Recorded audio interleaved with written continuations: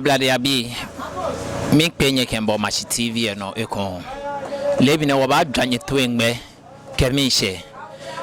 wonye yele ye machine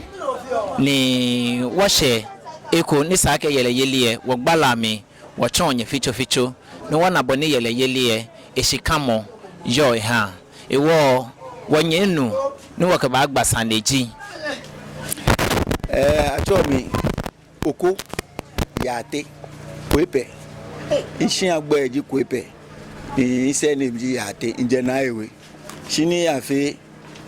meyenyo jemba ewo anagbe niji oko niji Haaji agbe ko afi nu ke yo oko ka kwele e afi yenyo akwele ka kwoko e afi yenyo oko ka te lo mi afi yu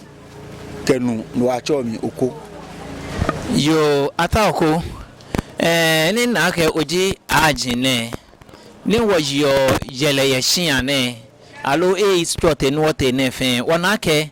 Haaji akusumi na afiyo afon woye alo wohin aniji afon amenine ni ameba fiyo kusumi aha Haaji ye se nu wo se shian ne wona ke je na ke jibodi en chodomojira ni ofi okusumi maba ibale na kan yo minda to ebolo fenshi otie woni ibale na kapeji keji olekumi ami e otashi nimboku ke loko aba wo loko mi moni le egbeji anoto alo enifimu ojogba lelenche eto ekusun kenklen ya fe kusun fe lo npa amumusun ni yo emusun ni dayon mo ni ji omo kojo ha won mi no obi ami ni le ne ke be ni acho ne ke ngle no ne fe sani ne ba mi lenche sia sani mi lenche mato ingbeji anoto ene wo na ke mi lenche inwo mi lenche ndomo shini wo mba agbe ne inni na acho lo ko wala lo nkeje eyi no fe ne yo le fe wo yo ko kani ne woko e ba mi dan no eseji no ni nko no ese ni nko mu mba mi chano na kan no moko kani ne wo ba mi ake wo lebe ni woto wo gbeja no to ha atoko ake ni ofe kusun fe lo ewo bodi enche owo ba te awole aha ten yo mi daboshi ba wo ngle no srote baba o be pi abala ke shian fe shian ke be ni amisumo na me fe amegbeja no to ame shi ba wo ye ba pa o na ke wo Haaji aba ni be pi Haaji ke ja fo Haaji na pa se ameji me na me chon be ni amekusun e yala mo fian mo ke be ni sani ekusun e yala ba ni wo ni ji Haaji aba wo ye ba srote pa o na ke wo shi ba le yin ma che ba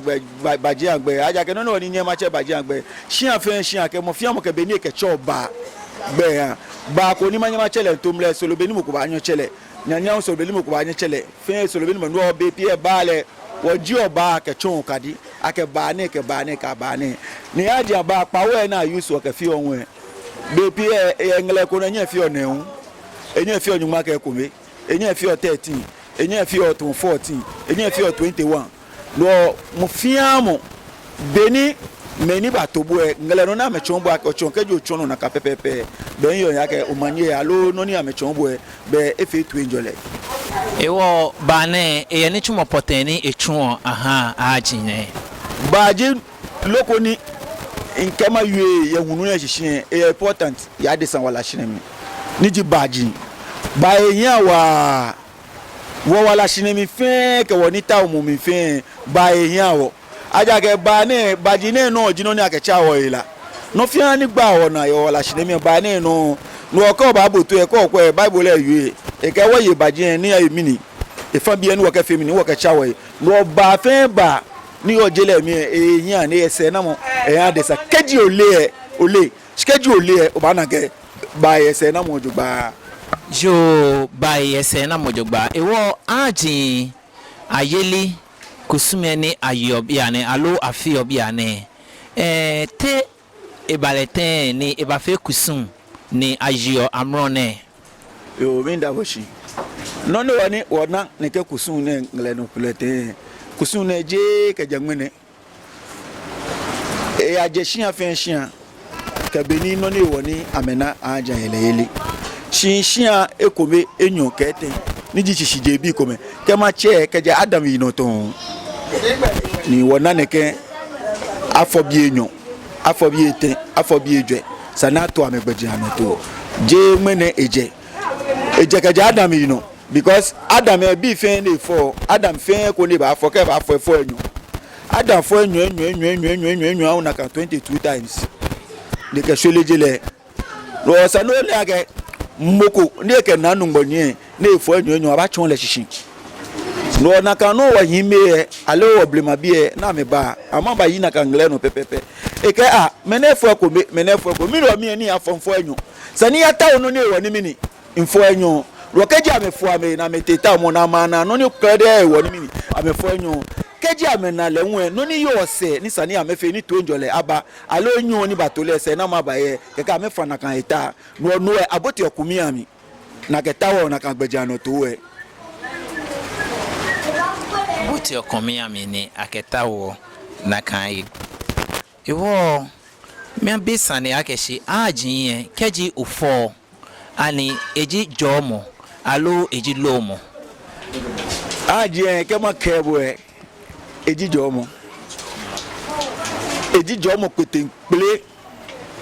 eji jomo wulu na eji loko wulu ya de sanwala shinemi shite oba fe jomo ate moko jomo ne ya fi olomo moko lomo ne ba fi jomo to fe ni aten to yen la aten to kulo da aten to kula ni aten me tui o ke moni emi me to ke ni ni ese jele mi fe ni wo yo yin to ke tui jiro ni fi oni ani ni e na abo obuni oye wo mi o ke tui papa ni ese o ke tui papa mo mi lo tui papa ke yin to papa ke sumo ke be lo ba anya ni then ni e ba fe jomo yan bo ke ni papa be ba to ba lo ni e ba to bo lo mo ni emi ojugba lo ke wie mo shila ke na gba shishi ni e kokwe ne ke ni to njole le ba nya fe to njole lo enye fe to njole lo Haaji no na namba to mo abanu abo Haaji se ba nya fe lo mo abo abanya abo Haaji ne ba fe jo mo abo ye yin to no pa nye Haaji yen ake eji jo mo noko iwo keji e ba fe jo mo abo be sa ke onneshe Haaji na no o ya tawo amese keke amechombo ni bi ni hia ni sake ofi o ame ke ofi na kan be no le no bani echon lo mo habo yo Haaji bani awo Haaji ne mini poten echon ke Haaji yen yo mi daboshi adesa bo money po no ata office ye esimi po kejena no ba shi ojuo ko te shile bi ojuo agbeno no juo lo da obi akemi ni chuo momo momo ni yo mi mini jino ni poten no ke chuo aye no ni akechuo onu misi keji wote wakabote no ni wochon religion mi ke akabo ba wo ku emi afi o mini aka juo abo Haaji o fe dromo yoa eye ebo abo o te awon afi musu na gba jiramo hela koyo fon fen ni twesu ebo efen energy ba na eji no ni ke wo ke fo na kan ni bi efen ni shia fe shia na wo na ke ba na emi won keji aya no da afi na aya no na afolololo na ka shia na gba fe ni ba je keji awo na ka ba ke fo aga keji owo ba mo fiom ni we ba ju eko ke ba na ba ju eko eyu na gba na ni ju ona hela ni yomi awoke yae tole ne to mi awoke yae jila mo ni yo awoke yae na no fia no ke machina ni esa de ke machina ba na ni machine fo emi obu na awoke ya ene wo na ka wo ba ka gbe fen na ni bi fen na ke yejela na ke wo ni e fa lo wo ba mi na telio na ke ya ko se alo fa se na ya chi osuo lo tun aka ye musun akete ma ko tia aya wo legbe musun fe musun ni yo wono ehia wo yo na ka ba no ke fo wo chi osuo wo ba ehine yo ewo Haaji ambani awo be ni chon ake ayeme krede ni ke ju ame alo mo fe mo banye de bani eba ju Haaji mbane ko yo mi daboshi mo fia mo ni yo na ka ku emi ni ye mi se no fia na be ba bi no fia na be ba bi ne ke ko ba ju sani enu okade aja ke musun yeli ni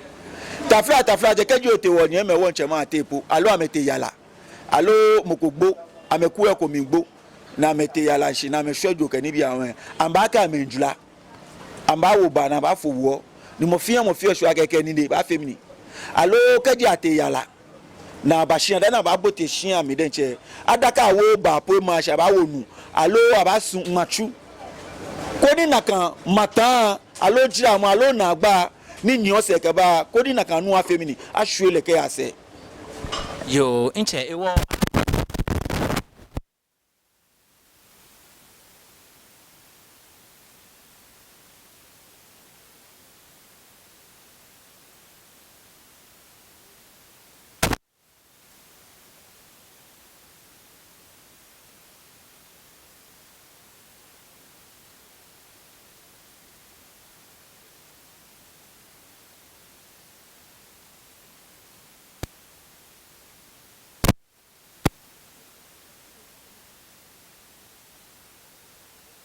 ajian ba ne machine aji baba o ye ni amba blacko alo amba blana mete fe ameba amba fo ame no na amba ma fo ame ye mo no yin tri papa no ka tri papa ba bi e ba nya ba tobo no anya wo ajian ba na ke na aji yo wakwelo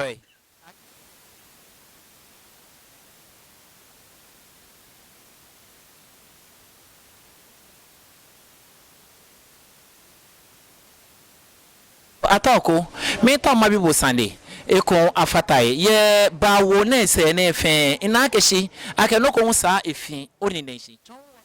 no ni ji ke no hewo ni akefi oni na shi ho yo mi da bo shiwa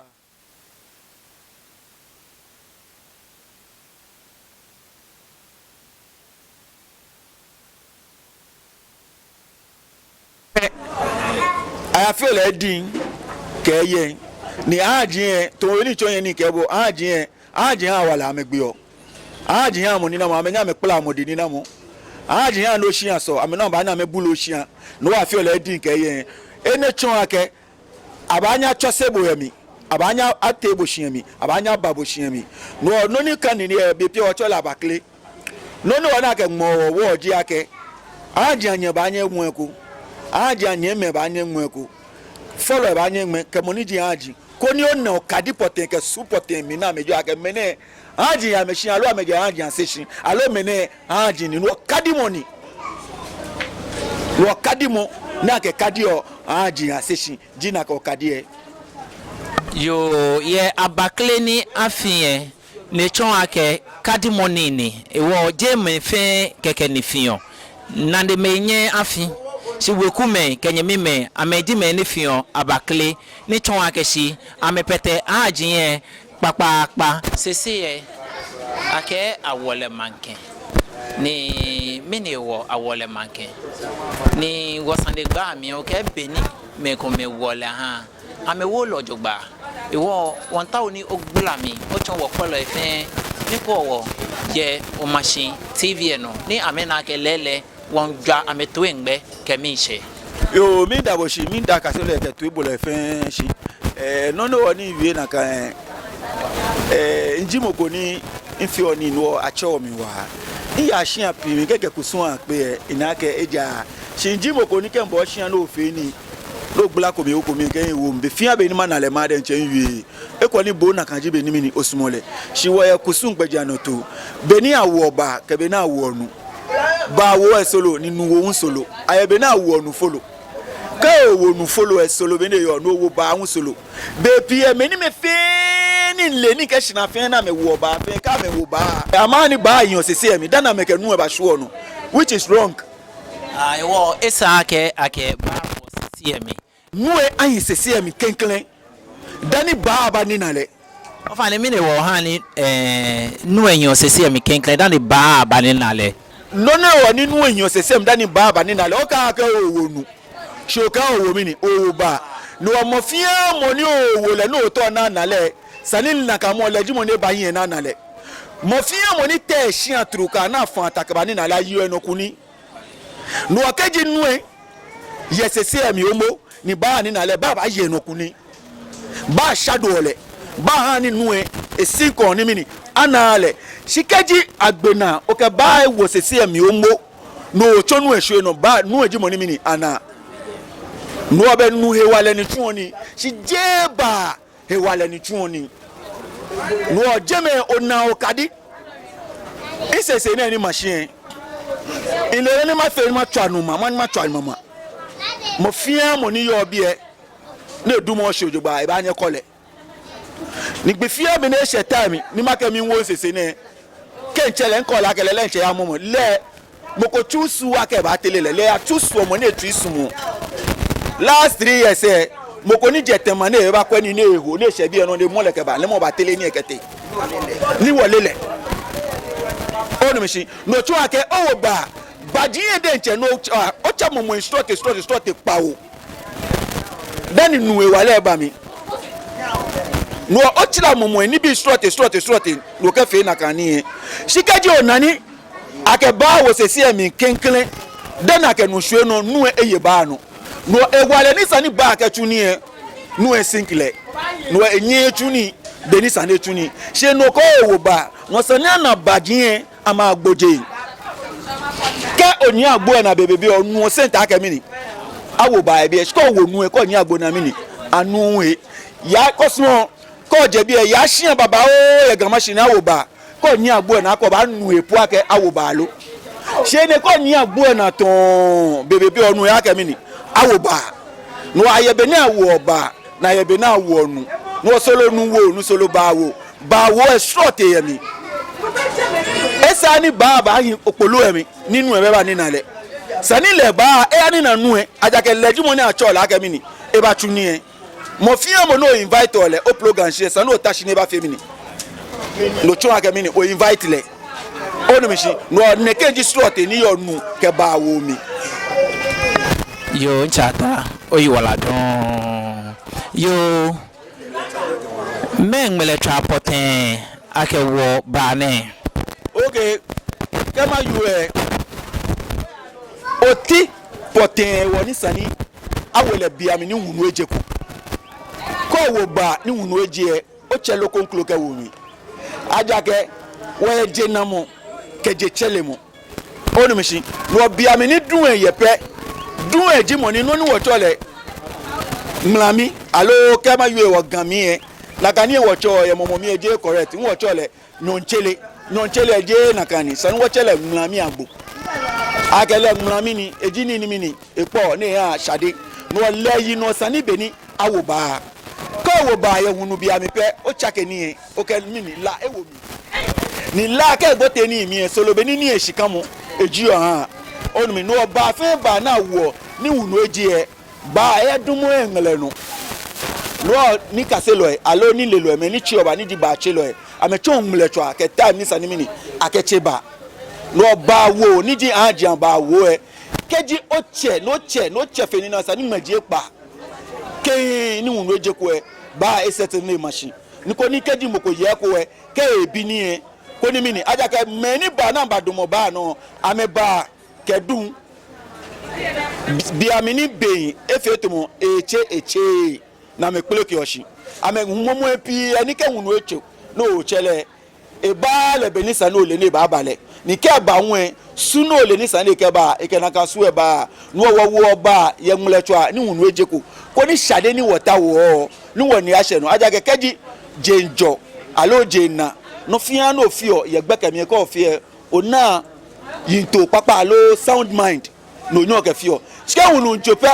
gbogbo mo o mi fia do o no fia no do no obi ni no fia no fio o fele kpula bejire ko ni mini o shijeme no wo ba ye bia mi ni hunu mini egbe eshi ale hunu ejeko no ti ni sana ke wo ba ji na kan mlecho a ke cha won sani maje nu ka gba maje pa sani ba efe klalo yo inche oyi wa don ewo wo kwelo eni ko wo yo machine tv e no mele adwa otu ngbejogba adi enche ake ba awo beni hunu eje eja ke ko wo ba ye bia mi ni hunu eje be oche iwale konkron ke wo ba mi shimoe isake ba ne owole ye nyomi benafi ni keji nona kuba achun ni achulejogba aji ayele yeli ne me ko me ka ke si eji won chofan ni meta o oye no gbula mi o chon me ni amedwemo fi ame enyo akeshi aji ayele yeli eji won ni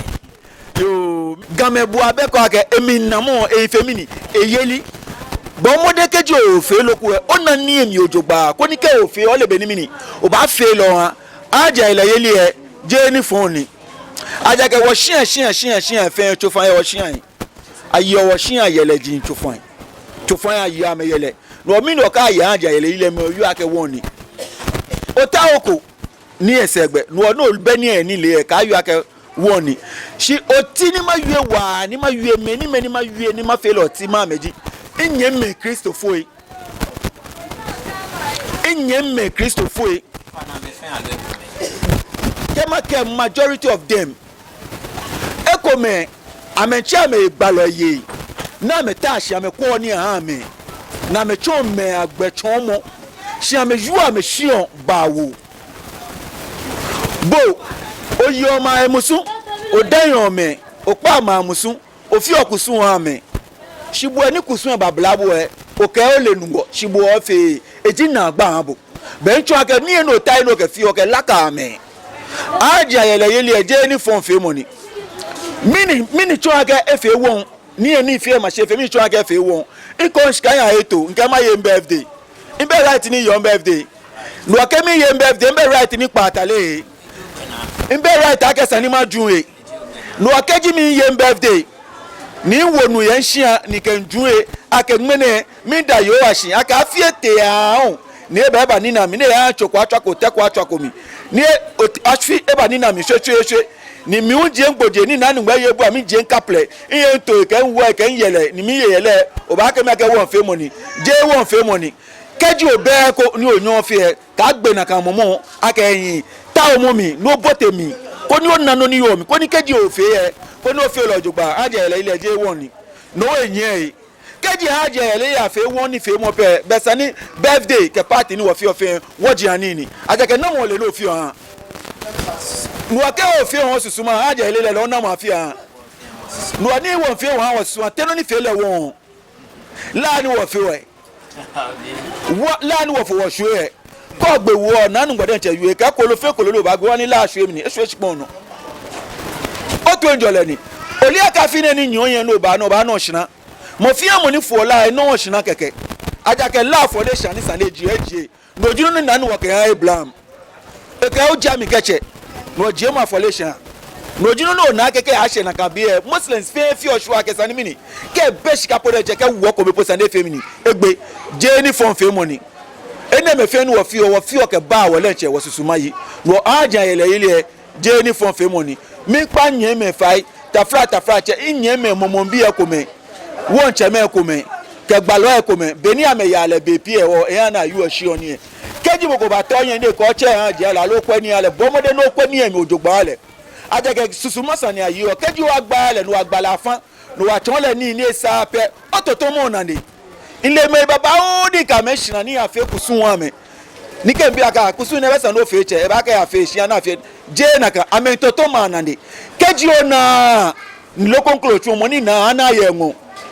ko ni boke shogbe ni ba lo iwo ko no ba wo ko ni to enjo la je ke ni efe na ke yawo akeya ka ke wa desan no ajan ba ile je ni foni shejigbe akesan ni mo fian mo ni na kasuo ko yo shian o to na ka gbeja no to e ke ajin bo shian po ne shafi e no ye ku mi e sa no wo be machine no bi ko shishu kemeni osun fe abaju eko ko ni to enjo le afi ame fe ame no